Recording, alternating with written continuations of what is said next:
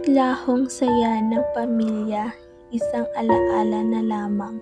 Mula pagkabata, ang aming tahanan ay tila isang digmaan, puspos ng kaguluhan, hanggang ngayon ang trauma ay nag-iwan ng malalim na sugat sa puso. Habang buhay dadalhin, kay hirap kalimutan.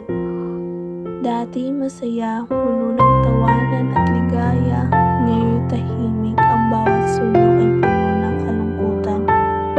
Mga anino ng nakaraan ay walang humpay na sumusunod sa akin, at ang mga pusong sugatan tila walang lunas, kaya hirap gamutin.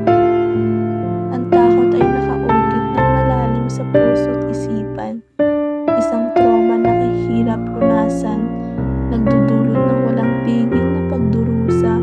Mga pagsigaw sa akin ay aking tahimik na iniiyakan, nagpapaalala sa sakit na aking dinaanan.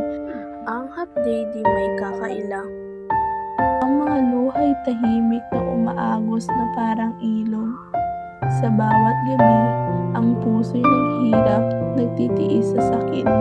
Ngunit sa kabila ng lahat, may mumunting pag-asa pa rin na sumisibol. Anumang pagsubok o hirap ay buo